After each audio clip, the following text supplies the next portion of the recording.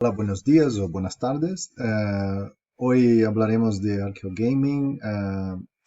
Os hago primero un paréntesis de que esta es la primera vez que realmente doy esta sesión y llevaba bastante tiempo queriendo organizar algo así.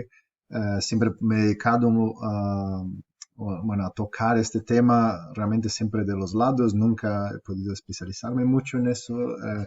Pero vaya, yo creo que es un campo que se merece atención y sobre todo es muy atractivo por diferentes motivos y creo que cualquiera entrando o entrenándose en arqueología debería considerar, bueno, las implicaciones de este campo.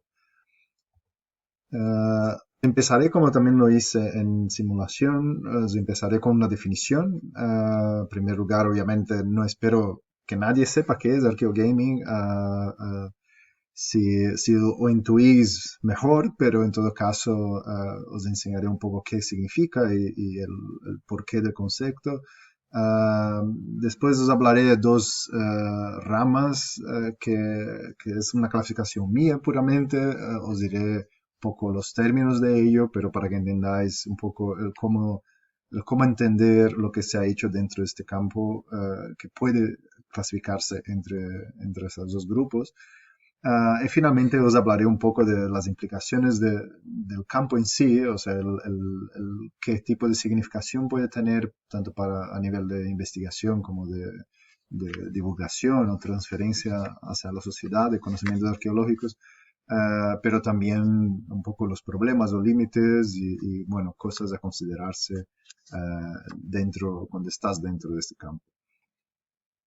En primer lugar, como os dije, ¿qué es arqueogaming? Bueno, en primer lugar, realmente arqueología y videojuegos es eso, algo, es una cosa académica.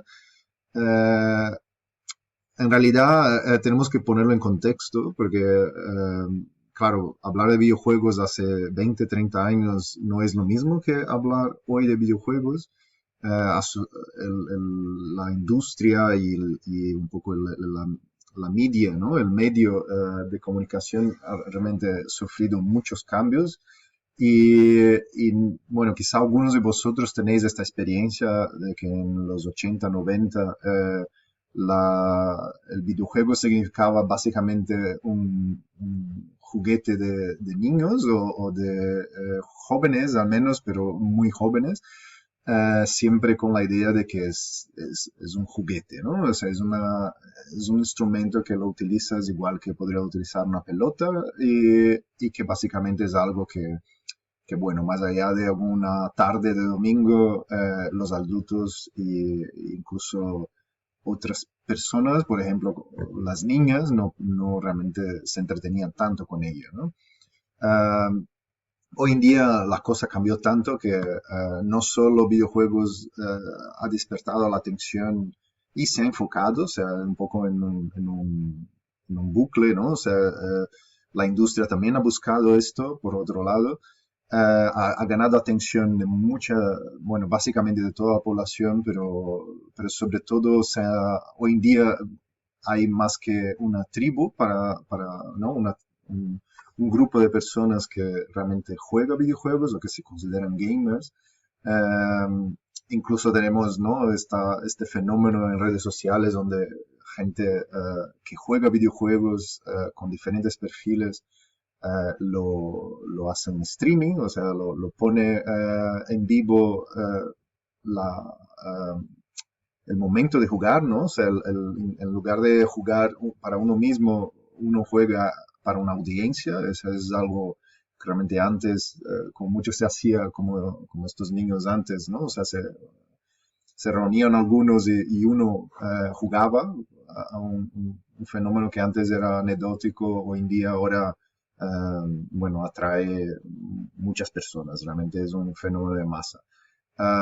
Más allá de eso, además, videojuegos, en algunos tipos de videojuegos se han vuelto casi simbólicos incluso de minorías o de grupos, sobre todo para expresar cierta identidad a través de videojuegos.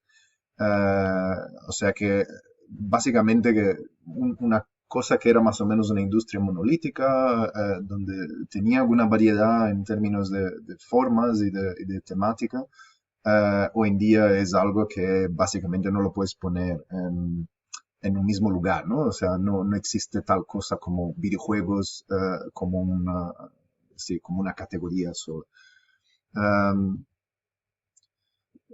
bueno, pero esto es académico. Aquí veremos que lo que llamamos o que se ha llamado arqueogaming es básicamente una definición bastante académica, de hecho, es el estudio de la arqueología en y desde videojuegos, o sea, um, digamos, como el videojuego se ha vuelto un medio serio, ¿no? O sea, no ya un juguete solo para parte de la población. Esto ha dado la oportunidad de que, bueno, la gente se lo mire de una manera un poco más profunda y eso ha acarreado diferentes cosas. Otras definiciones un poco más profundas y sobre todo más teóricas sobre arqueogaming incluyen esta idea bueno, que el videojuego es en realidad ¿no? como un artefacto en arqueología, expresa una cultura exterior, pero que además, más allá de, por ejemplo, un instrumento, ¿no? una punta de flecha, digamos, el videojuego tiene esta dimensión añadida que expresa todo un universo internamente, ¿no? O sea, tiene un mundo propio, tiene fenómenos internos que son realmente definidos de manera muy diferente de lo que podría ser entender la cultura básica a través de la cultura material que no tiene este elemento. Si vamos a una definición aún más, digamos, enumerando realmente las posibilidades, existe este paso más allá de decir, bueno, arqueogaming también, además de analizar juegos que ya existen desde una perspectiva arqueológica o quizá arqueohistórica bueno, mezclando muchas dimensiones de humanidades, también existe esta posibilidad de aplicar metodología arqueológica a videojuegos, tanto como cultura material en el mundo real, como también, bueno, en la cultura material, entre comillas, ¿no? O sea, realmente lo que está dentro del videojuego, pero que en realidad es análogo a la realidad, pero no realmente hace parte de la realidad material. Uh, Bueno, se ha intentado hacer en el pasado ciertas clasificaciones y esta es posiblemente la más exhaustiva. Lo han hecho Andrew Reinhardt, que ya lo mencionaré bueno, más adelante en esta presentación, con Sean Graham, que también lo mencionaré, pero en todo caso lo han hecho un poco de manera voluntaria, no realmente, ¿no? En un inicio aún de esta disciplina han empezado a hablar y decir, bueno, cuáles son las posibilidades y cuáles son las cosas que ya se han hecho en este campo. Y aquí podéis ver que, bueno, las posibilidades son más de las que parecen, ¿no? O sea, he mencionado, podemos entender tanto la realidad arqueológica sobre los videojuegos, o sea, es decir, entendemos realmente que un videojuego es un artefacto que es en nuestra cultura contemporánea, pero aún ya tiene un pasado suficiente como para hacer arqueología. También podemos hacer arqueología dentro de los videojuegos, podemos hablar de videojuegos en una perspectiva un poco más teórica o filosófica, conectando con la teoría arqueológica, obviamente. Podemos hablar y analizar críticamente videojuegos desde la perspectiva arqueológica. Y podemos también bueno, colaborar, o sea, como arqueología podemos colaborar con desarrollo de videojuegos o incluso tomar el rol de desarrolladores de videojuegos y eso permite obviamente una serie de posibilidades. También dentro de estas posibilidades está la idea de que podemos crear videojuegos para facilitar, para educar, para transmitir conocimientos desde la arqueología. Después también hay este otro lado donde la realidad en el videojuego puede ser analizada como arqueología, pero desde el punto de vista realmente dentro del videojuego, no solo la historia o cómo se refleja la realidad en el videojuego, pero además en un sentido muy literal, por ejemplo, en cambios de código dentro del videojuego, ¿no? Y obviamente podemos realmente hacer una serie de análisis en base a diferentes videojuegos que tienen de hecho un fuerte, lo que se dice en inglés, lore, un- un mundo creado muy detalladamente que permite este tipo de análisis más general desde el punto de vista arqueológico. Como os dije al inicio, aquí intentaré agrupar todo en dos ramas y estas ramas muchos podrían decir, bueno, no son muy justas, o sea, estoy separando quizá cosas muy relacionadas aquí, pero en todo caso mi separación aquí viene basada en el hecho de, bueno, tenemos una cierta tendencia que se divide en dos, y por un lado tienes lo que podría ser estrictamente arqueología, o sea, aplicación de arqueología y metodología arqueológica a videojuegos. Y por otro lado tenemos un poco el lado sí, de la cultura, de estudios culturales, de media y de juegos, eh, pero conectándose con la arqueología, ¿no? O sea, no obviamente en sí mismos, pero con esta perspectiva y este trasfondo en la arqueología. Uh, Aquí tampoco hablaré de todo lo que podría exponer en cada branca y seguramente dejo muchas cosas fuera, incluso muchas personas fuera, o sea que felizmente no puedo mencionar a todas las personas que sé, a menos que son relevantes, pero espero poder al menos, bueno, provocar la curiosidad, como os dije, de manera que podéis profundizarlo mejor en la bibliografía. Uh, en, en la primera branca podéis ver que incluimos esto de videojuegos como artefactos. Uh, Esto también se llama a veces archeogaming en el mundo real o real world archeogaming. También podemos hablar de juegos en general como artefactos, ya no solo videojuegos.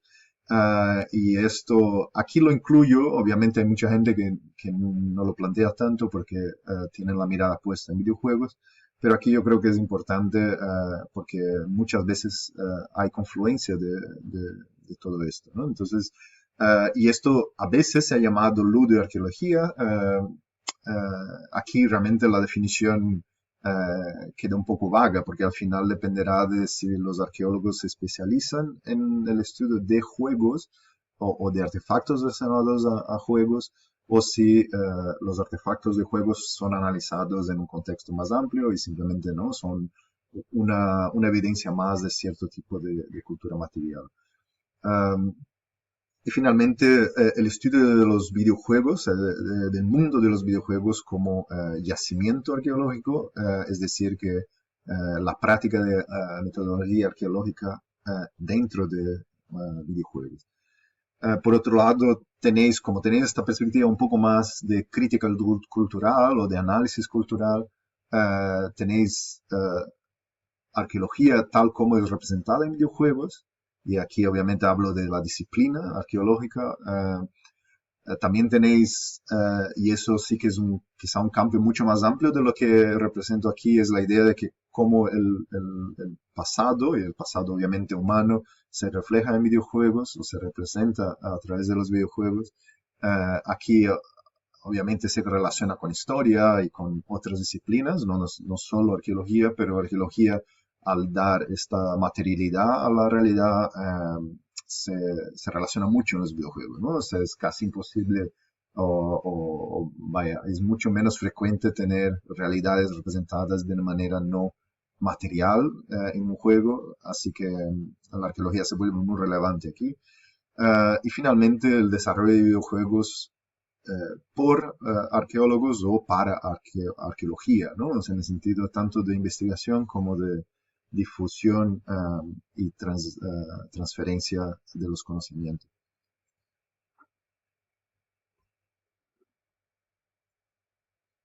Bueno, ahora iremos un poco más adentro de la primera rama, la que he mencionado como arqueogaming propiamente dicha.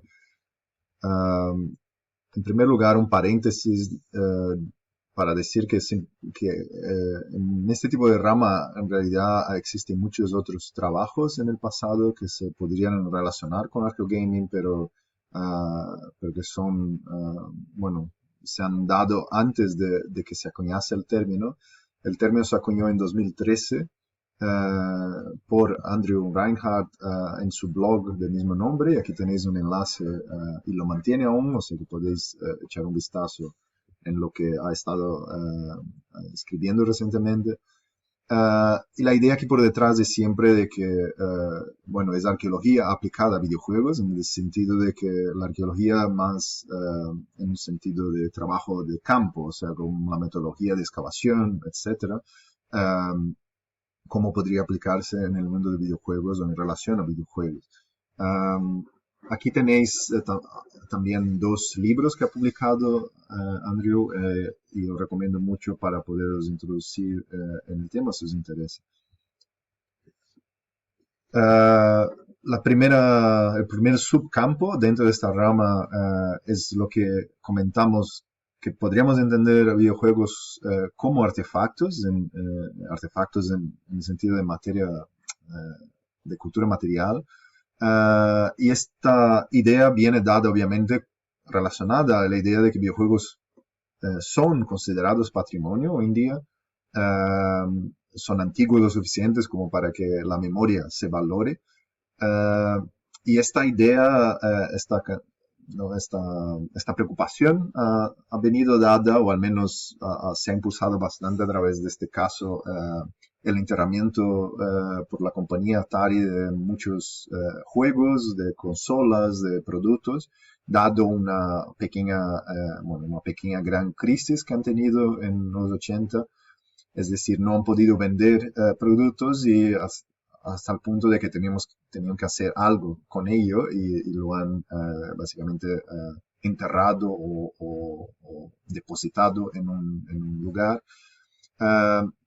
La excavación se dio en 2013 de este lugar, un poco impulsionada por el gobierno local y con personas, bueno, desde la arqueología asociadas a ello, pero sobre todo con la preocupación tanto de limpieza del terreno como también de recuperación de posibles bueno, elementos de interés, ¿no? Andrew Reinhardt en realidad estuvo asociado, involucrado en este proceso y eso es también un poco una chispa que le ha venido desde esta experiencia para realmente definir este campo, ¿no? O sea, o definir los términos que podrían entenderse dentro de este campo. Finalmente también sobre este caso de estudio, para que os hagáis una mejor idea, lo recuperado, bueno, parte de ello se ha musealizado, se ha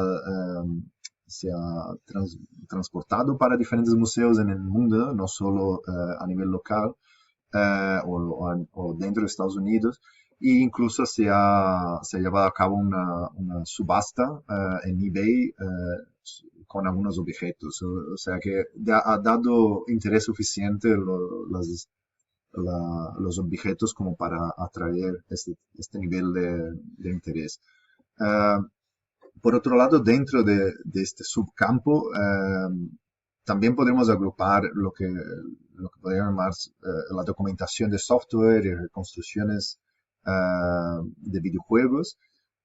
Y aquí os apunto que existe un cierto grado de institucionalización de este estudio.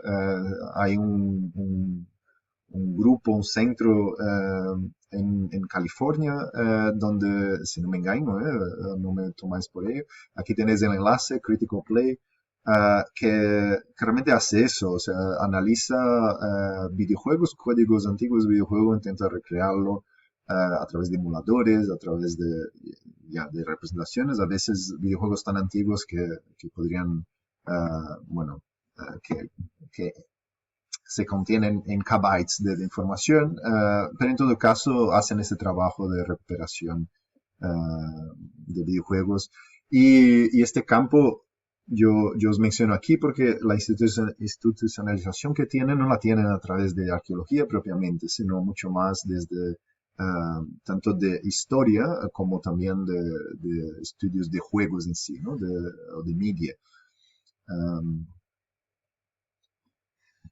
Bueno, el segundo campo dentro de esta rama, aquí lo entendemos como la aplicación, o sea, entender el mundo interno de los juegos como mundos donde puedes hacer arqueología, eh, para que nos entendamos y sobre todo aquellos que no han jugado tanto videojuegos, la idea del juego o in-game worlds, ¿no? O sea, el juego interno del videojuego es algo siempre co-creado, no exactamente lo que se diseña desde el desarrollador, pero lo es también, sino también esto se combina con la jugabilidad o con el juego en sí, ¿no? El acto de juego.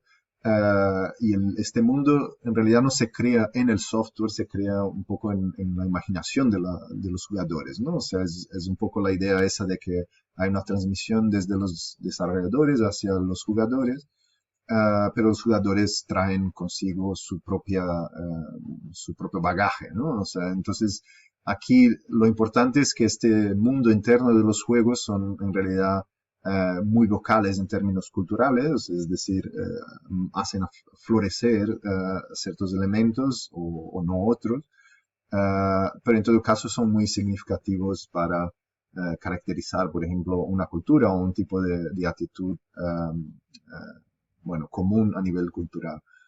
Uh, También, aunque estemos hablando siempre de cultura y obviamente por el interés arqueológico, cuando haces este tipo de análisis, en realidad puedes llegar al nivel un poco más sociológico o psicológico del problema. Es decir, que a veces entender la materia, bueno, la cultura virtual o material dentro del videojuego, a veces lo que te da es información sobre comportamientos a nivel sociológico o elementos psicológicos de los jugadores, ¿no? Entonces tienes esta dimensión que normalmente, aunque podría darse, normalmente no se tiene tanto en cuenta en arqueología en el mundo real. Um, También lo importante aquí es quizá lo más original bueno, de este subcampo, es que literalmente se aplique metodología arqueológica de campo en este tipo de mundo. Y aquí tenéis el caso bueno, del programa de excavación de No Man's Sky, que está liderado, o sea, está siendo liderado por Andrew Reinhardt, y que ha dado una serie de cosas desde cuadernos de campo hasta, bueno, pequeñas historias de yacimientos, ¿no? Entonces, y aquí tenéis la particularidad que es un juego que es generado proceduralmente. No sé si, espero que os recordáis en la clase que hemos hecho de simulación, donde los he mencionado, generación procedural. Y es una manera de generar cosas que tienen poco coste computacional en relación a bueno, otras maneras, pero sobre todo el diseño, ¿no? A mano del paisaje, por ejemplo, y que contiene una cantidad enorme de planetas. Es un juego de exploración espacial y permite además que los jugadores creen bases y bases obviamente customizadas, con elementos modulares, pero en todo caso bases que representan lo que el jugador quiera representar, ¿no? Y ha tenido la particularidad de que ha tenido una actualización bueno, que ha movido cosas en este universo procedural. Es decir, los planetas ya no estaban exactamente en el mismo lugar o en el mismo, ¿no? En el mismo tipo de elevación, por ejemplo, el relieve es diferente, todo eso. Se ha cambiado el paisaje de los lugares, mientras las bases en teoría se quedaron, porque la información de las bases se quedaron. Entonces, un poco la idea vino a que, dado esta particularidad, se daba la posibilidad de hacer literalmente una excavación, porque el terreno puede ser modificado en el juego, a través de un instrumento del jugador, es decir, que podría hacer aflorar el pasado y en este caso el pasado de la construcción de las bases, ¿no? Y reflejando un poco el comportamiento de jugadores en el pasado. Aquí tenéis, os pongo un vídeo muy corto de presentando este programa, solo para que tengáis un poco la idea de cómo funciona el juego en ese sentido, para poder, bueno, permitir esta excavación.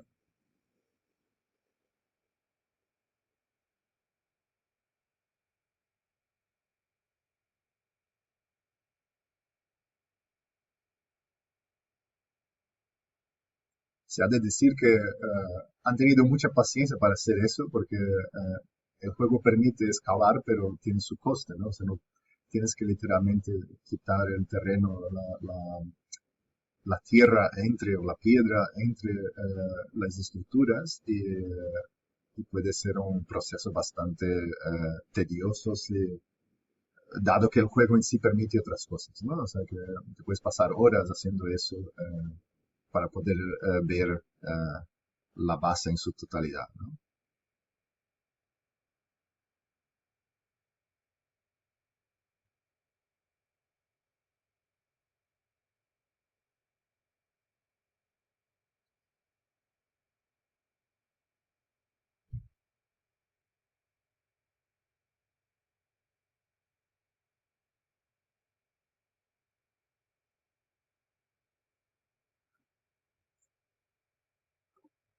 Bueno, si podéis ver después otros vídeos. La otra, bueno, el otro subcampo de esta rama es lo que he llamado ludoarqueología. Eh, Ludoarqueología es algo por sí mismo, o sea que podréis encontrar, bueno, otras áreas también con esta dimensión, puede ser tanto de educación o de estudios de patrimonio más generalmente, o de arqueología desde un punto de vista estrictamente de, bueno, hemos encontrado, ¿no?, piezas de un juego, intentamos reconstruir.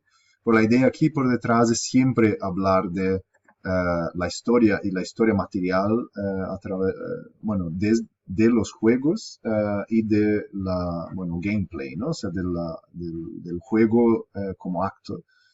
Um, y en la práctica, o sea, eso más allá de obviamente excavar o encontrar piezas de un juego, normalmente lo que implica es intentar reconstruir las reglas del juego a través de documentos escritos. O sea, bueno, en el mundo de la antigüedad mediterránea, por ejemplo, tanto, bueno, desde de Egipto hasta Roma, hay mucha variedad de posibilidades en ese sentido. O sea, hay documentos suficientes como para reconstruir ciertos juegos.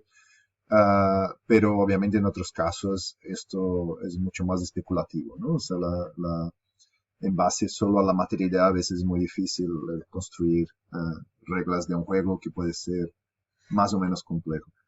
Um, Aquí os pongo como un ejemplo. Hubo un proyecto, me parece que ahora se ha finalizado hace poco, Locos Ludi, es básicamente un proyecto que se ha enfocado en eso y en intentar reconstruir, pero de manera además digital, los juegos de tablero.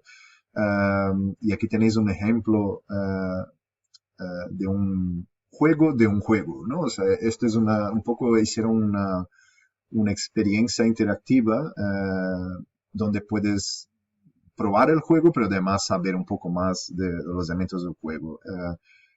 Y aquí, para que os entendáis un poco, sí, pues una aplicación online, podéis abrirlo sin tener que instalar, yo como en inglés, y podéis jugar. Y aquí tenéis como capítulos donde podéis, es un poco, no es exactamente un juego, entonces tienes aquí una explicación de qué significa, ¿no? El astralagoy es, bueno, es un hueso muy específico bueno, de una oveja. Pero en todo caso, bueno, un artiodáctilo yo creo que lo tendría siempre, pero en todo caso la idea aquí es que es bueno, una excusa un poco para enseñar, ¿no? Elementos de la cultura antigua y obviamente elementos que se ha descubierto arqueológicamente.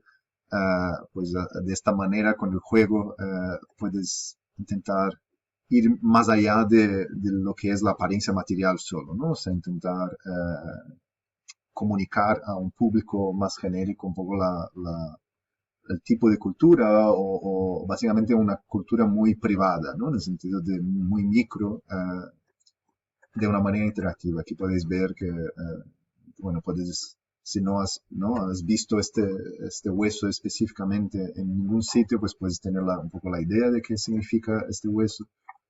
Y entonces el juego en sí puedes ver, ok, cómo funciona, ¿no? Y eso ya veis que es un juego que en la práctica es muy simple, ¿no? O sea, no se trata de un juego con reglas muy complejas, pero gracias a documentos escritos obviamente tienes la posibilidad de entender que estos huesos, que un conjunto de estos huesos en realidad significa un juego, ¿no? Arqueológicamente. Um,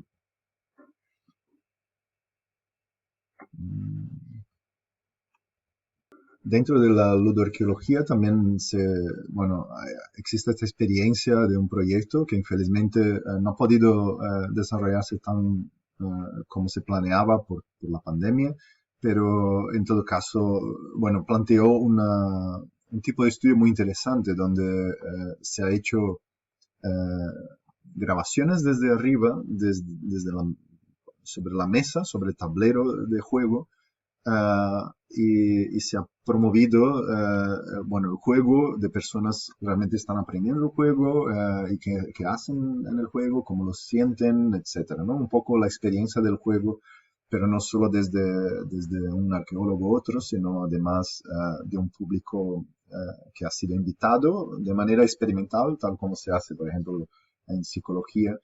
Uh, y con la idea esa de que, bueno, obviamente, dado la grabación desde arriba, te permite analizar las movidas, ¿no? En el juego, en el sentido del qué se hace, qué tipo de estrategia se toma, si se toma de manera más seria u otra, ¿no? O sea, es un poco la actitud del jugador en sí. Y aquí también es donde os apunto que, claro, aquí ya veis que tenemos casi un puente hacia la segunda rama que os he mencionado, ¿no? O sea, casi que es un análisis de la jugabilidad o de un estudio sobre juego en sí, más que solo de arqueología o de historia. Aquí os he puesto un vídeo de ejemplo, o sea, no tenemos que verlo ahora mismo, pero para que tengáis una idea, este canal pues tiene diferentes cosas, pero una de las cosas que suelen hacer es reconstruir los juegos en base a una serie de instrucciones, y este juego es el Senet, que es un juego bastante documentado, y, o sea, es decir, que cualquiera online podría acceder a la información. Pero la gracia aquí es que, bueno, ponen un poco el contexto, pero además ponen el proceso de cómo, ¿no? Crear las piezas, el que implica, bueno, obviamente no son personas dentro del campo de arqueología e historia, es decir, mejor personas para guiarte, ¿no? En cómo mirar un juego antiguo, probablemente no lo tendrías. Yo os recomiendo mucho que veáis este vídeo como ejemplo. Ahora hablaremos de la segunda rama, la que he llamado aquí Interactive Pasts. He llamado esta rama así porque lo que quiero agrupar se simboliza muy bien con dos conferencias que se han realizado en 2016-2018 en Leiden. Quien lo organizó ha sido el grupo Value Foundation, que es un grupo que ha pasado en menos de 10 años a ser un grupo casual de amigos que les gusta videojuegos y que obviamente son arqueólogos o bueno, trabajan en arqueología, a un grupo que ahora mismo, un centro que, bueno, que ha podido contratar, dar becas, organizar eventos, y tener colaboraciones con museos, etcétera, ¿no? Con departamentos académicos. La idea aquí por detrás es que bueno, la rama se distingue realmente de la otra, dado que es un nexo, o sea, es un nexo que conecta también a la arqueogaming propiamente dicho que he mencionado, pero tiene este lado que conecta con desarrolladores de videojuegos, con la industria en general, pero también con investigadores de otros campos que hacen su trabajo sobre videojuegos, como estudios de juego en sí, game studies o de media, es decir, analizando un poco la historia de la media o incluso las dimensiones posibles, ¿no? Bueno, comunicación en sí. Um, pero quizá más importantemente o quizá más masivamente, o sea, la mayoría de investigadores que caen en este nexo en realidad son personas con un trasfondo en arqueología, historia, patrimonio, etcétera, pero que se aproximan al campo no tanto para aplicar metodología arqueológica y tampoco para desarrollar nuevos videojuegos sobre arqueología necesariamente, pero sobre todo para hacer un análisis crítico desde su trasfondo, o sea, desde su conocimiento de los juegos o videojuegos en sí, ¿no? Entonces, aquí encontraremos este campo o al menos facetas del campo de la arqueología pública, y yo diría que la mayoría de los autores que escriben sobre arqueogaming en realidad se conscriben como arqueología pública bueno, cuando hacen cosas más genéricas, ¿no? Entonces, este es un punto que quizá para mapear ¿no? cómo se conectaría arqueogaming con otras subdisciplinas en arqueología, este sería quizá un argumento interesante. Uh, el por qué esta rama se distingue tanto, más allá ¿no? de esta de interdisciplinaridad y combinación de diferentes intereses de investigación, uh, también tiene un trasfondo detrás de esta rama que es común, es decir, el interés sobre videojuegos desde el punto de vista didáctico. Y aquí es una referencia casi obligatoria, el libro de James Paul Gee, que realmente explica o al menos intenta argumentar cómo los videojuegos pueden tener valor didáctico. Y es un libro que aquí tengo una referencia, bueno, la de la edición actualizada, pero en realidad este libro ya tiene, bueno, sus años y en realidad, bueno, hace referencia, por ejemplo, a videojuegos que ya por ahora son casi olvidados, pero en todo caso la idea aquí por detrás del argumento es que realmente, bueno, levanta cosas que normalmente no se reconocen en su caso, desde la psicología, del psicólogo, pero también tampoco desde arqueología, historia o cualquier otra disciplina dentro de las humanidades. Y es la idea de que el videojuego te permite proyectar identidades, o sea, es decir, que te reconoces en los personajes que aparecen en un videojuego y que puedes jugar con ellos, ¿no? También implica de manera forzosa que existe un conocimiento situado, es decir, que tienes que aprender a hacer cosas en el juego, y eso desde el punto de vista didáctico es muy importante, es decir, que si digamos, aprendes más rápidamente por el hecho de que estás, ¿no? Tienes la necesidad de hacerlo, ¿no? O sea, si por ejemplo yo te explico cómo hacer, no sé, cómo hacer cerveza, bueno, si no tienes que hacer cerveza, no te pondrás ¿no? No invertirás tanta atención o incluso tanto esfuerzo físico en pensar en cómo hacerlo.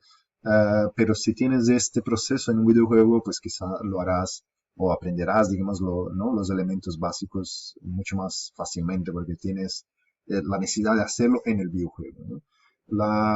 También él levantó este argumento sobre que los videojuegos son un objeto cultural, es decir, que acarrean un modelo cultural por detrás y que obviamente un videojuego puede tanto reforzar o desafiar estos modelos culturales, ¿no? Un jugador viene ya con un bagaje y la idea aquí es que los juegos pueden provocar tanto bueno, que una afirmación de estos modelos como también poner en duda, ¿no? Ciertos elementos del modelo.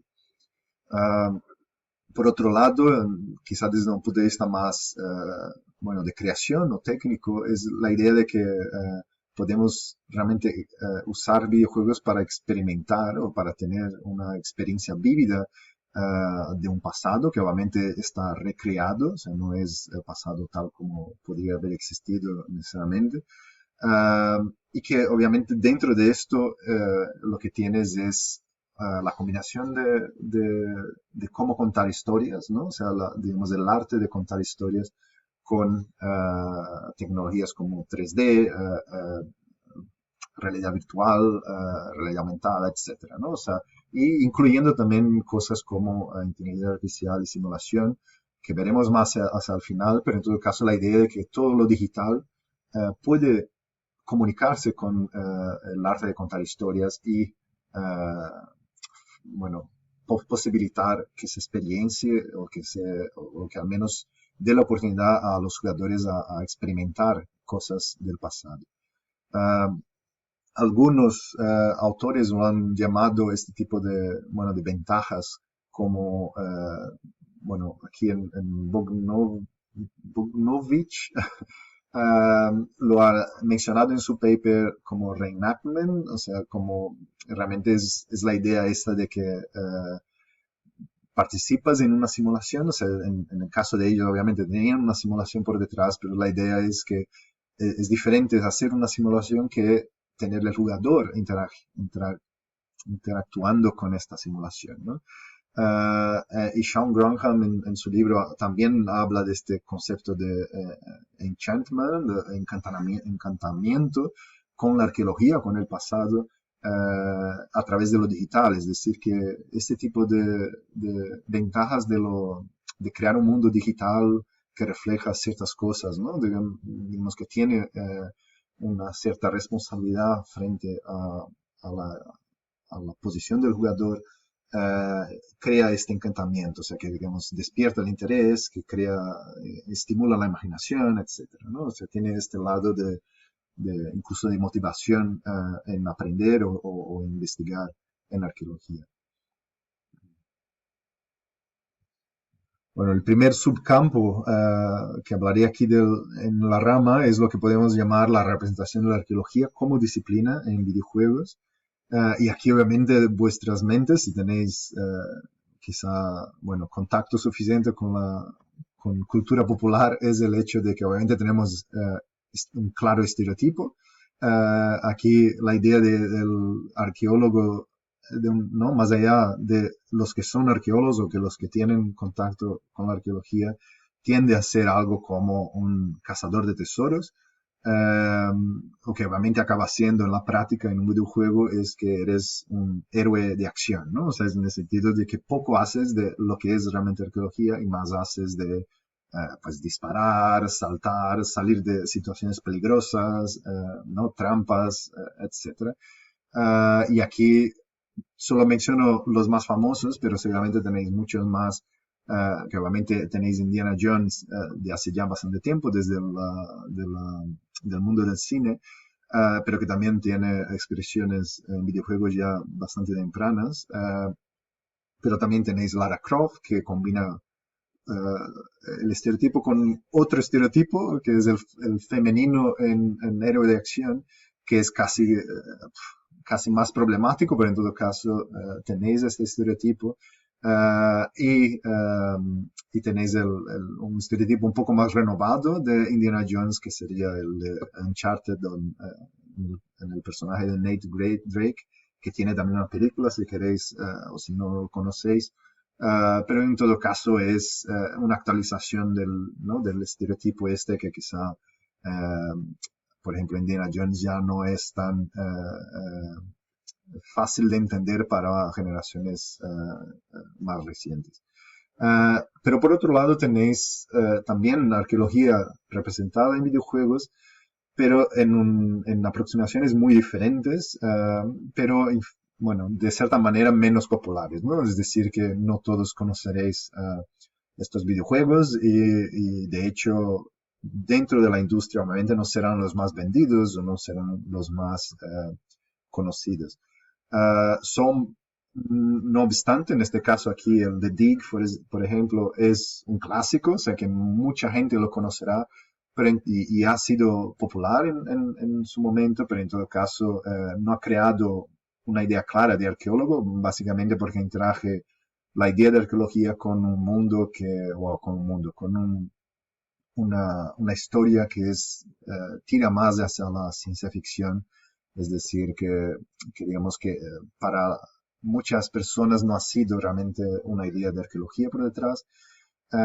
Tienes juegos que literalmente supuestamente buscan representar la arqueología o la práctica de arqueología, pero que obviamente caen en, por ejemplo, este Archaeology X, caen de cierta manera con el mismo estereotipo de cazador de tesoro, quizá de una manera ya diferente como jugabilidad, pero en todo caso, ¿no? El sombrero, el irse a Egipto, etcétera, ¿no? O sea, una serie de estereotipos por detrás de cómo entiendes qué es hacer arqueología.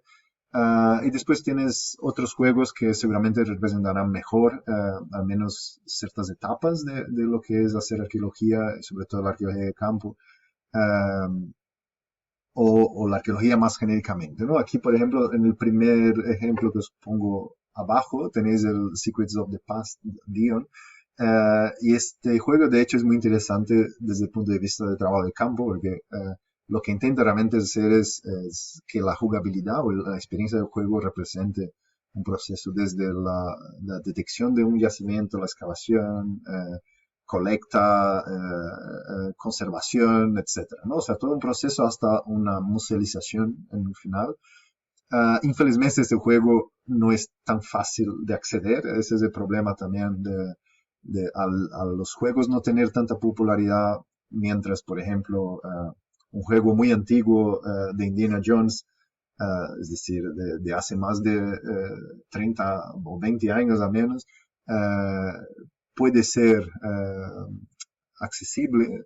Ciertos otros juegos como estos menos conocidos a veces tienen como un momento, han salido, pero después por el motivo que sea, no se mantienen, ¿no? No se actualizan lo suficiente como para que sean jugables. O incluso quien los desarrolló no sigue existiendo como grupo, ¿no? Incluso como empresa. Pero finalmente también este es un caso que, bueno, Arnau y yo lo conocemos más personalmente. Eh, es de un estudio que está basado en Cambridge que se especializa bueno, en juegos muy particulares, pero focados en el storytelling, ¿no? En el arte de contar las historias. Pero en todo caso, este juego, más allá de su contexto más genérico, también es un poco de ciencia ficción. Lo que sí que incluye es un personaje que es arqueólogo, o sea, que se nombra tal cual como arqueóloga y que, bueno, representa, más allá de que todo el universo del juego no es real, representa ciertos aspectos de qué significa descubrir elementos, ¿no? Del pasado o documentarlos incluso y, bueno, y tiene ciertos elementos de juego en sí que, bueno, se aproximan, al menos desde el punto de vista más abstracto de lo que es arqueología. O sea, es decir, no hay una excavación propiamente dicha, pero la idea esa bueno, cómo investigas, ¿no? Cómo recreas el pasado en base a la cultura material. Y bueno, os recomiendo mucho este juego porque además de ser moderno y accesible, sí que incluye, bueno, podéis, formar una opinión propia de hasta qué punto representa ciertas cosas de un proceso de investigación arqueológica. Y dentro de lo que se representa de la arqueología, podemos hablar de mecánicas de juego que se relacionan directamente a la arqueología. La primera y más común, seguramente la más intuitiva, es la excavación, es decir, remueves bueno, terreno o lo que sea que haya en el juego para hacer emerger un objeto o estructuras, ¿no? Y esto es una mecánica que se ha explorado bastante básicamente porque es entretenida, ayuda un poco a reflejar un esfuerzo, o sea, siempre una mecánica de juego siempre incentiva a que no sea completamente gratis, es decir, que el jugador tiene que, ¿no?, pasar un proceso para realmente atraparse un poco la atención.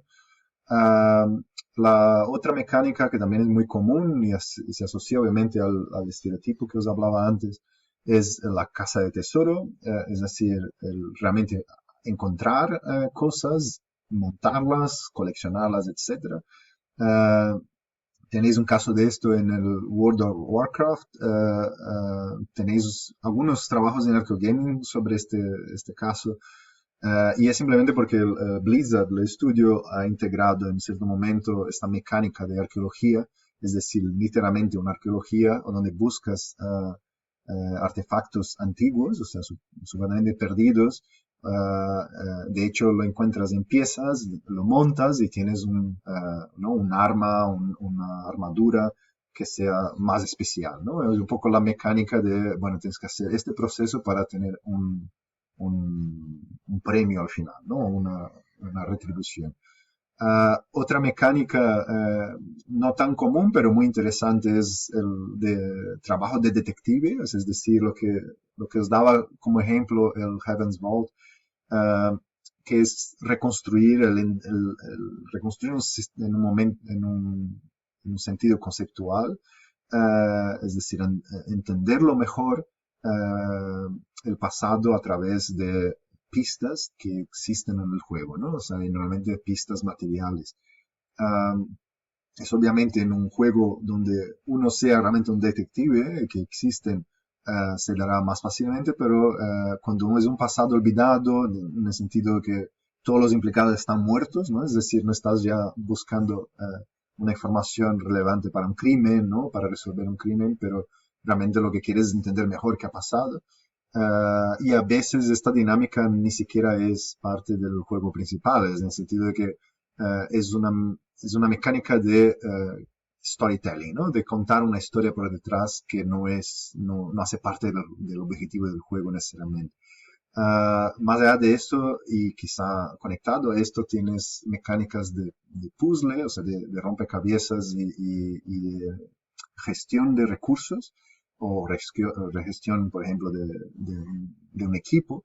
Uh, pero estos, bueno, son poco menos comunes, supuestamente son más realistas, en el sentido de que van hacia lo que realmente se hace en arqueología, como por ejemplo reconstrucción, catalogación e incluso musealización.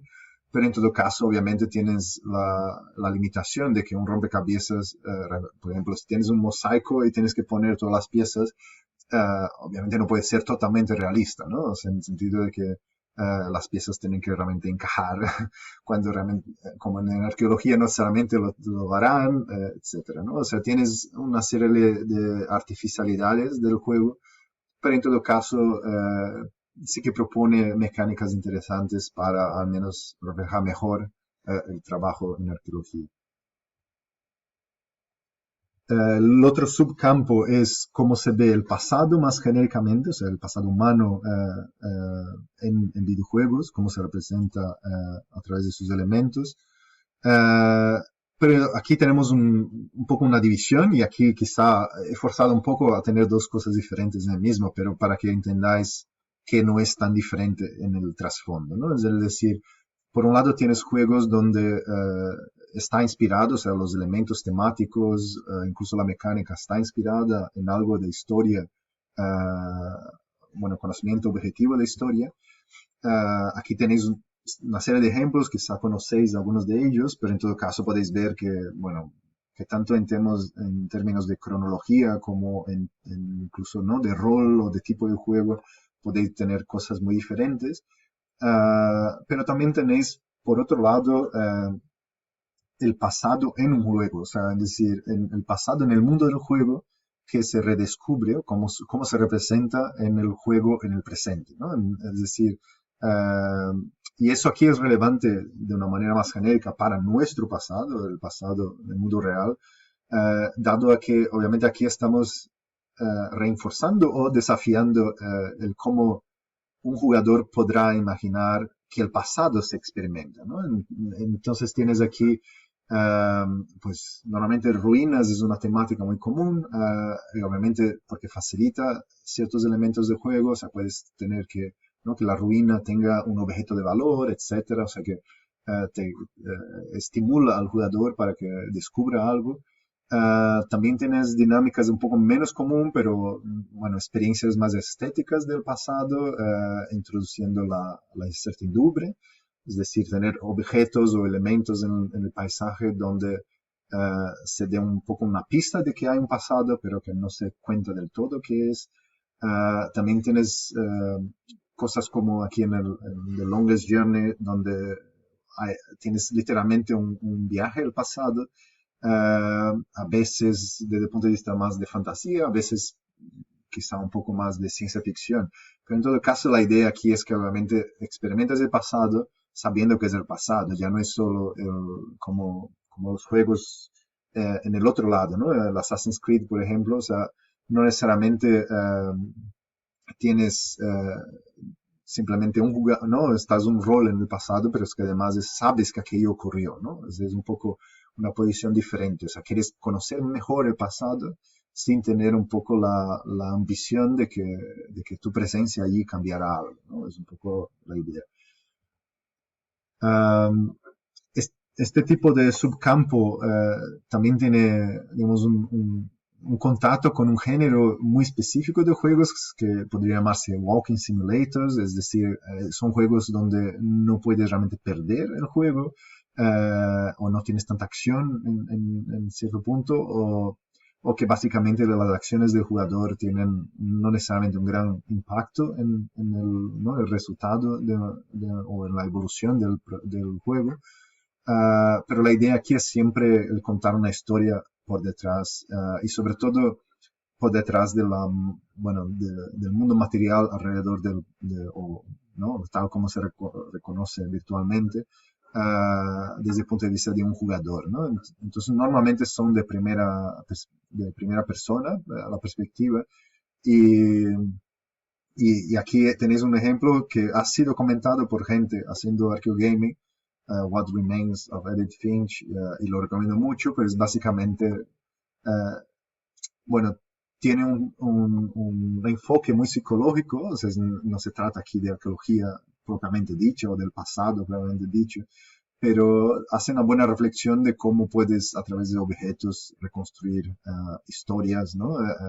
Y cómo haces al revés, o cómo cuentas una historia en el pasado a través de los objetos. Um, Dentro también de este subcampo, pero casi como un primo no deseado, entre comillas, es el mundo de los juegos educativos, de los, bueno, serious games o juegos serios, y también de la gamificación. Es un campo muy desarrollado en realidad. Tienen, no sé, muchos proyectos y muchos centros que tocan ese tema o que han hecho algo sobre ese tema. Museos lo hacen cada vez más para exposiciones, incluso, no necesariamente ya como proyectos definitivos. Uh, y aquí lo que se trata obviamente es cómo transmites mejor a través de normalmente es una aplicación interactiva digital, no necesariamente un juego, pero en todo caso la idea es que el juego, la mecánica del juego no es lo más importante es el contenido que está por detrás y si el contenido llega ¿no? al jugador, si el jugador es capaz de absorberlo. Y obviamente también es muy importante que haya una precisión histórica. En el caso de Archeogaming, que cuando se hace un juego, el juego tiene que ser correcto, no puede ser representar cosas ficticias, al menos no de manera implícita. Aquí tenéis unos ejemplos de algunos proyectos y bueno, la limitación que tenéis en este lado es que los juegos también no son, igual que aquellos que os he mencionado antes, no son bueno, no suelen ser muy accesibles. Es decir, algunos sí que son, pero la gran mayoría, cuando se hace, por ejemplo, un juego para un proyecto, es que acaba en algún punto parando, o sea, ¿no? no manteniéndose, incluso si los archivos están allá, se hacen difíciles de ejecutar, etcétera. O sea que el juego en sí no, bueno, se hace muy difícil de poder jugar y experimentar lo que se ha intentado hacer. Y aquí tenéis solo un ejemplo, es un ejemplo un poco, digamos, trivial, pero en todo caso para que veáis que este tipo de juego puede ser bastante casual, o sea, en el sentido juegos para móviles, o incluso juegos de estos que no tenéis que instalar nada y que es algunos minutos de experiencia, pero que al final tocan o dan el mensaje que querían dar, ¿no?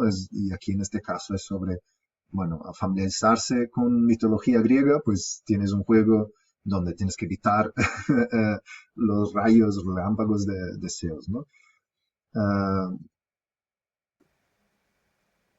Y entre todas estas otras categorías de juegos, también encontramos cosas algo híbridas, como por ejemplo es el caso dentro de la saga de Assassin's Creed, la iniciativa de Discovery Tours, lo he llamado, y es que la compañía por detrás ha decidido en cierto momento, dado que el enfoque de los juegos es bastante visual, se reconstruye estructuras históricas, se ha consultado bastante historiadores y al menos pues personas directamente relacionadas a este patrimonio arquitectónico, se ha buscado el articularlo o al menos hacerlo más útil aún que no simplemente el trasfondo de un juego de acción. Y han surgido con esta iniciativa en una instancia de juego en la que se pasa en el Egipto helenístico, que se llama Assassin's Creed Origins, y también lo han vuelto a hacer con esta otra, que es el caso de este vídeo, que se pasa en las guerras, en la guerra del Peloponeso en Grecia, se llama Odyssey.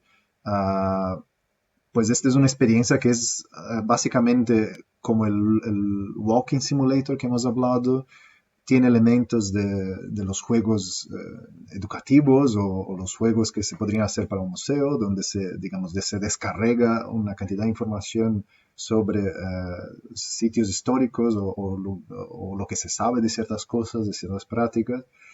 Y además, obviamente, con todo el presupuesto y ¿no? la inversión en términos de, bueno, artistas por detrás y programadores, para realmente articular una experiencia que, bueno, ahí vendrá la visión crítica, obviamente, de decir, desde el punto de vista de un jugador regular, cómo se experiencia, o sea, si es realmente una experiencia satisfactoria como jugador, y por el lado, ¿no? Digamos, científico o del historiador, del arqueólogo, ¿no? del historiador del arte incluso, si es también lo bueno suficiente, ¿no? En el sentido de que se podría realmente colocarse o sustituir la aproximación del juego educativo. Aquí os pondré solo rápidamente fragmentos de este vídeo, solo por si no conocéis el juego, que veis que bueno, la pinta que tiene el juego, ¿no? O sea, obviamente impresiona, tiene muchos detalles, y dado que realmente contaron con un buen asesoramiento, es bastante preciso en lo que puede ser, ¿no? O sea, en la discusión que podamos tener después podemos hablar de cuáles son los elementos que se atañen más en los detalles o que se han de liberar para realmente hacer el juego posible, ¿no? Bueno, podéis ver el juego directamente o los vídeos sobre el juego en otra ocasión. Finalmente, y aquí es el último subcampo que os hablaré, y no quiero poner con eso un punto diciendo que no existen otras cosas que quizá aquí no os he incluido, pero en todo caso aquí yo creo que es bastante importante el decir, bueno, tenéis la crítica sobre juegos, ¿no? Tanto comerciales como no, o el estudio sobre el juego una fuente ¿no? del modelo cultural que se aplica al juego sobre el pasado, sobre la arqueología, pero también está la opción de, bueno, si como arqueólogos podemos participar en un proceso de desarrollo de juegos, pero también no solo participar, sino hacerlos nosotros mismos.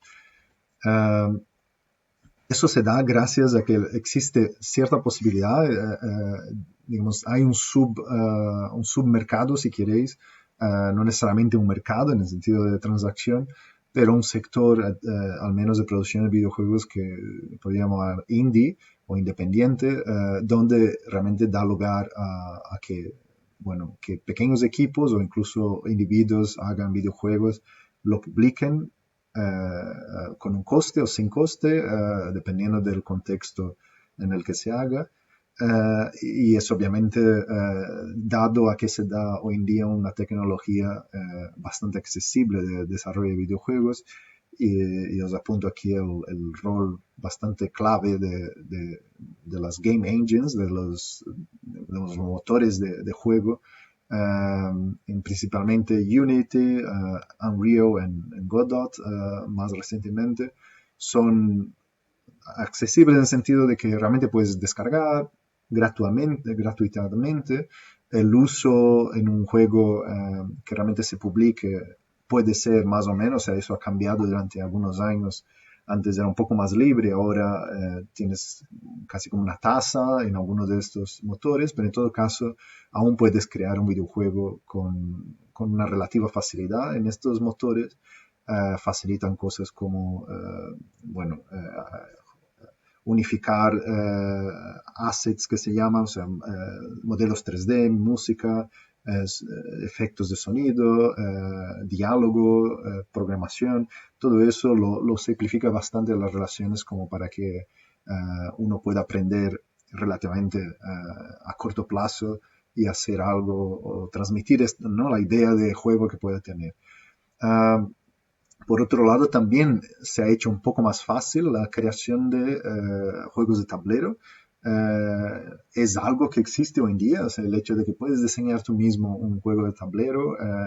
Tiene algunas empresas a nivel internacional que te lo podrán, digamos, publicar en el sentido de realmente, por ejemplo, relacionarte con artistas o con la producción misma de las piezas, etcétera. O sea que eso existe y es una posibilidad, y de hecho se ha dado en más de alguna ocasión, aunque obviamente no es necesariamente la regla. Pero aquí tenéis un par de ejemplos.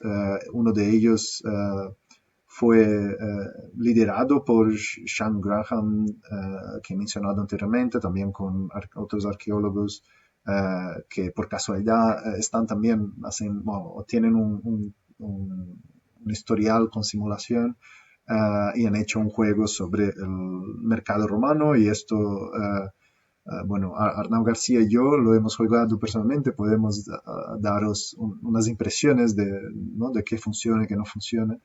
Pero en todo caso que sepáis bueno, juegos de tablero también son opciones dentro de desarrollo de juegos bueno, para arqueología o para experimentar ciertos aspectos de la arqueología o del pasado.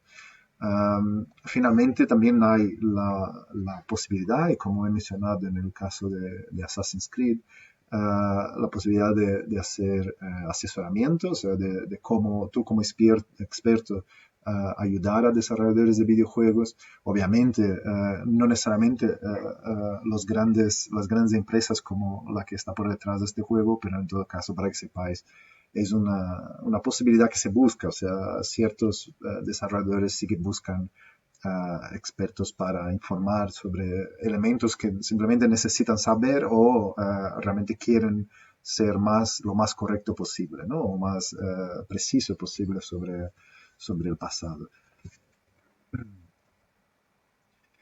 Como ejemplos, porque sí que hay varios ejemplos de juegos indie que hayan tenido la mano de un arqueólogo o arqueóloga, pero aquí os pongo, bueno, que tanto porque es accesible el juego, lo podéis descargar y jugar, Es un juego bastante básico, es corto también, igual que los juegos, por ejemplo, educativos, pero a la vez es un juego, o sea, no es necesariamente un juego que el objetivo es descargar la información sobre el jugador, sobre el contexto o la información de lo que se hace en arqueología, sino aquí en este caso es realmente el objetivo es que tú te proyectes sobre el personaje, resuelvas problemas, etcétera, ¿no? O sea, en ese sentido es, digamos, un juego en su sentido más amplio. Y está desarrollado por un grupo muy semejante a Value en Leiden, pero que está basado en Brasil, es mi tierra.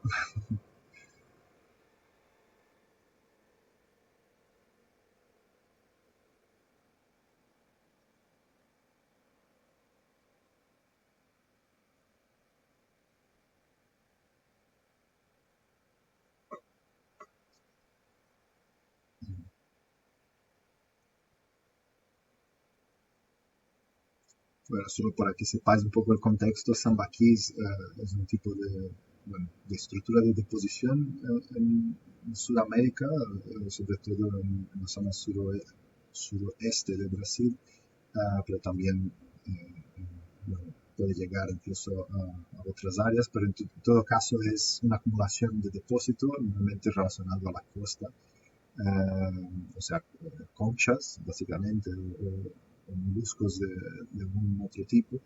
Y, y aquí la clave de este juego es qué ha pasado, qué pasa sobre un Sambaqui, uh, y, y, bueno, y cómo es la comunidad, ¿no?, indígena que trata sobre esto, ¿no? O sea que te hace experimentar tanto la estructura material como también el que se ha usado o cómo se ha usado esta estructura y cómo ha sido la vida en comunidad alrededor de ellos. Uh, Otro ejemplo que aquí me gusta apuntar, básicamente también porque el estudio Murphy Toast Games está liderado por un, bueno, no arqueólogo, pero una persona trabajando con arqueólogos hace bastante tiempo. Uh, Él es el cabeza del DIT Patri en la Universidad de Barcelona, que es realmente especializado en didáctica basada en videojuegos y obviamente relacionado al patrimonio. O sea, entonces, han trabajado en el pasado en varios proyectos, pero uno o dos al menos que os puntaría aquí son muy relevantes como Archeogaming.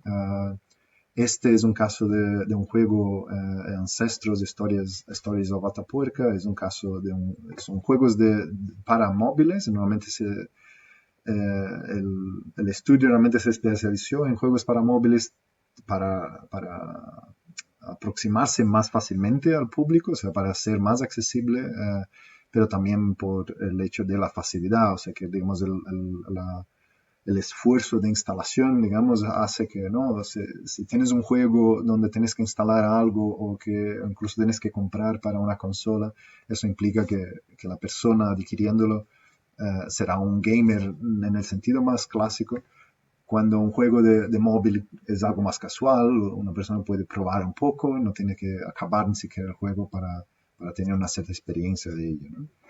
Y los juegos son gratuitos, dado que han sido, bueno, recibieron soporte financiero a través de becas y básicamente se ha hecho con este propósito, ¿no? Aquí os pongo solo el teaser, solo para que tengáis una idea de cómo es el juego.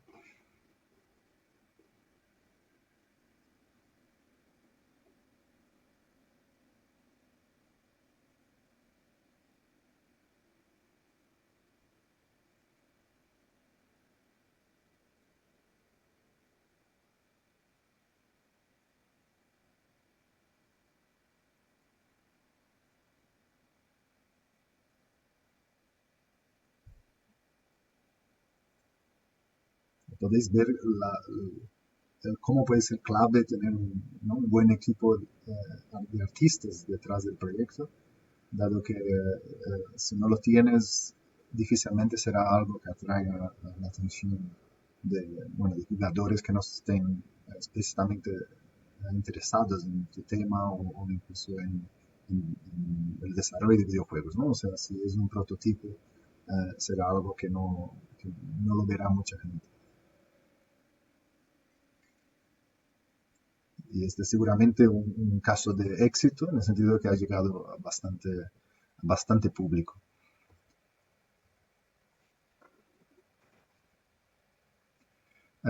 Otro juego del mismo estudio, y este yo os destaco sobre todo porque va hacia lo que finalmente os enseñaré, que es bueno, la combinación de archeogaming y simulación es algo que no solo es posible, sino que de hecho muchos juegos ya incluyen simulación por detrás.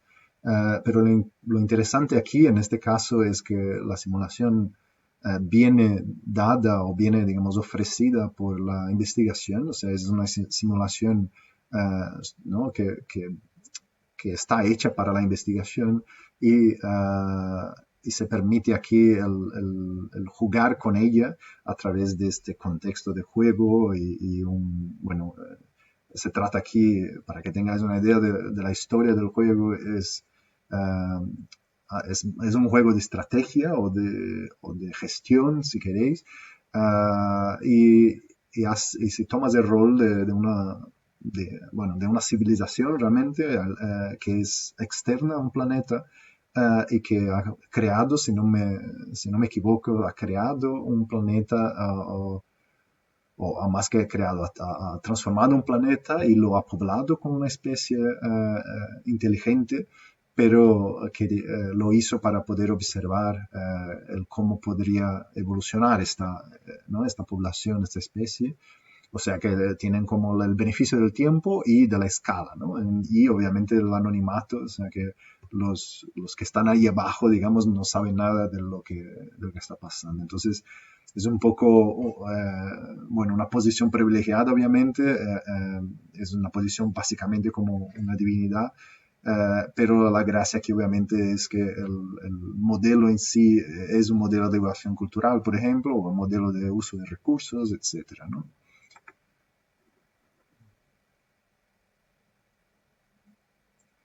Y podéis ver por este ejemplo también el cómo a veces es difícil que, que hagas algo ¿no? Que despierte el interés para jugar, pero que a la vez tenga alguna base bueno, que puedas ofrecer, no solo para aprender hechos o aprender cosas ¿no? factuales, elementos factuales, pero también aprender pues comportamientos o patrones que puedas, bueno, que son simplemente más abstractos, ¿no? O sea, es un poco difícil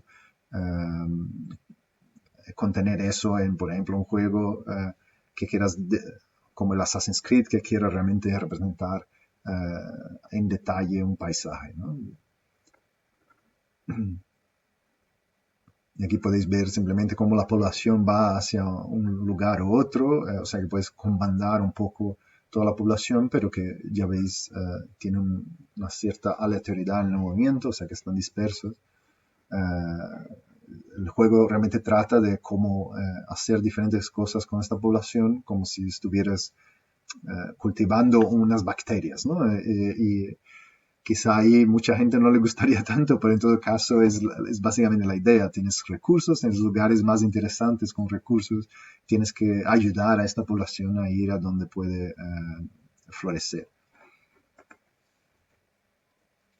Y finalmente, y aquí saco una carta de mi propia baraja, es un proyecto que he trabajado durante mi doctorado, lo he hecho un poco voluntario en colaboración con Sean Graham en Ottawa, y, y se ha quedado como prototipo, infelizmente, o sea, no, he tenido que cortarlo un poco la dedicación que ha dado este proyecto, pero que al menos ha dado algo de sí, en el sentido que ha salido un par bueno, de menciones en publicación o relativa explicación sobre el proyecto, aunque felizmente lo que me gustaría realmente es al menos usar la misma idea para hacer un proyecto finalizado como juego, ¿no? Y aquí os enseño simplemente de hecho es un ejemplo de lo que suele pasar en muchos proyectos de arqueogaming en este subcampo, o sea,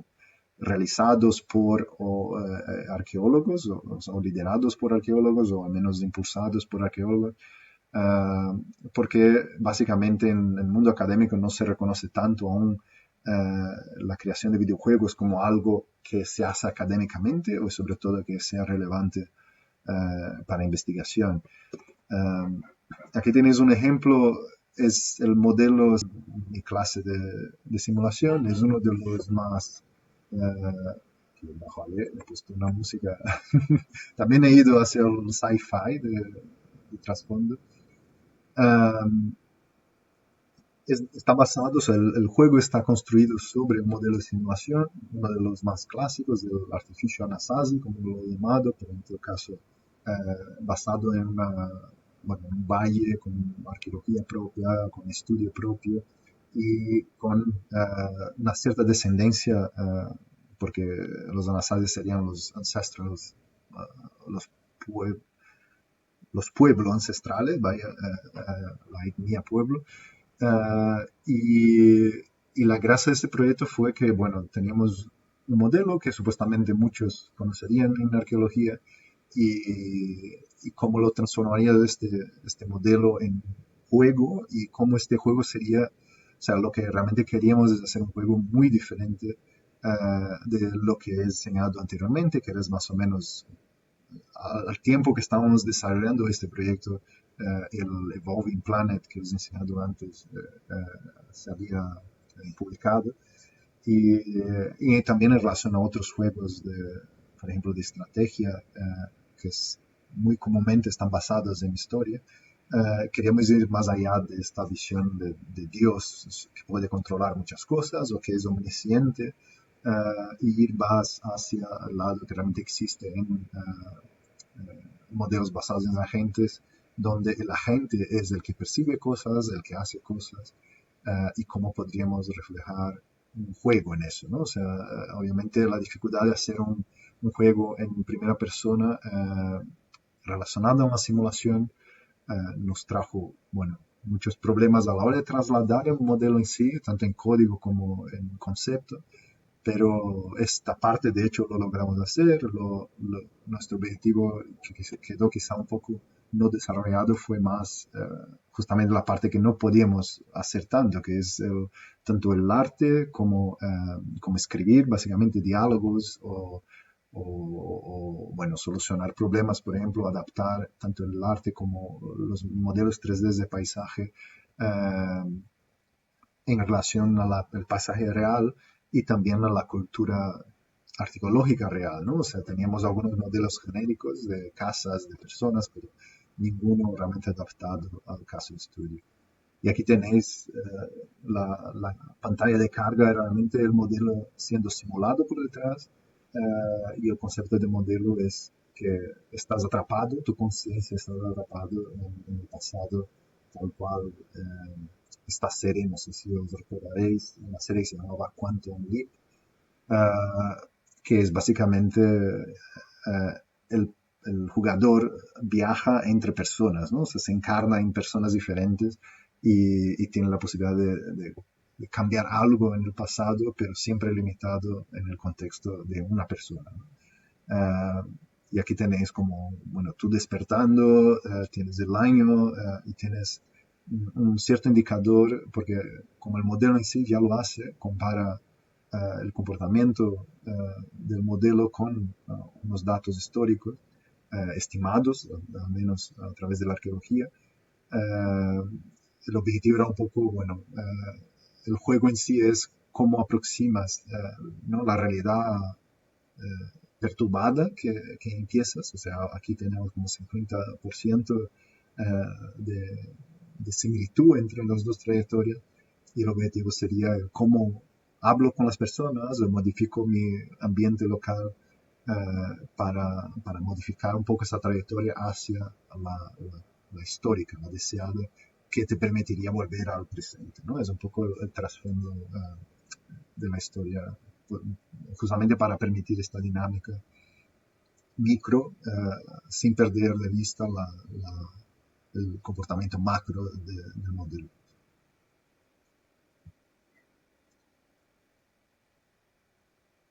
y el valle, todo eso es basado en datos de información, bueno, sistema de información geográfico, también la fertilidad, tal como estaba en el modelo, y las posiciones también, o sea que literalmente puedes caminar todo el valle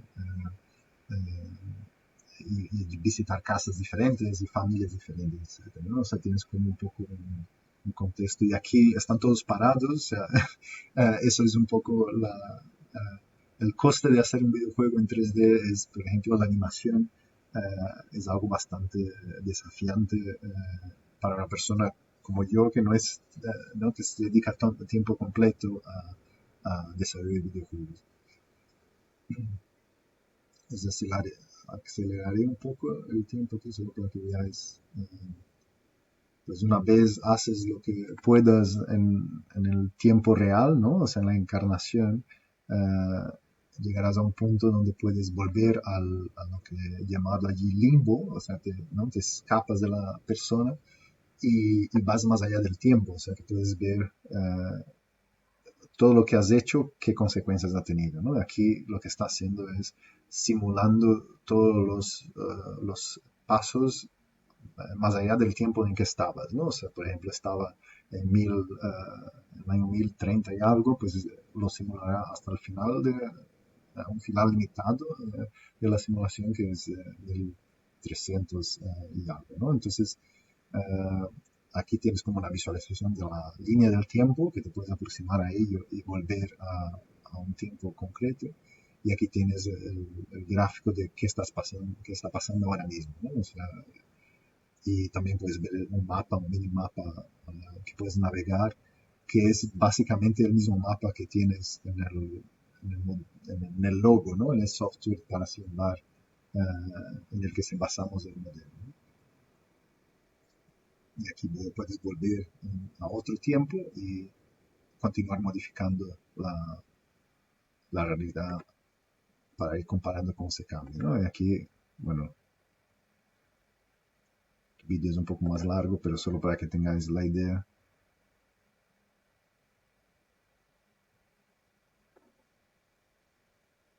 Tienes, por ejemplo, la variedad ambiental, o sea que tienes pistas para saber, bueno, aquí es más árido, menos árido, dado que es importante en un modelo para escoger un buen lugar para cultivar el maíz. Bueno, finalmente llegamos a las conclusiones. Aquí os seré muy breve y en primer lugar es que lo que debe quedar claro es que Archeogami es algo, o sea, es una cosa académica, pero es algo muy diverso, o sea, que es difícilmente algo que puedes poner en una sola clase de cosas o incluso en una sola disciplina. Um, Algo muy importante es el que realmente videojuegos, ¿no? O sea, podría ser quizá, no sé, porque no estamos hablando de literatura, por ejemplo. Y videojuegos es que trae el punto ese importante de que te permite realmente, es una oportunidad para mejorar bueno, la conexión que puedas tener con la investigación, la didáctica y bueno, y incentivar la transferencia de conocimientos hacia el público. Y eso tiene raíces muy, muy profundas en psicología, o sea, viene entre la interactividad, como hemos dicho, la proyección de identidad, el conocimiento situado y obviamente la interacción esa del modelo cultural que uno tiene en su mente con elementos del juego.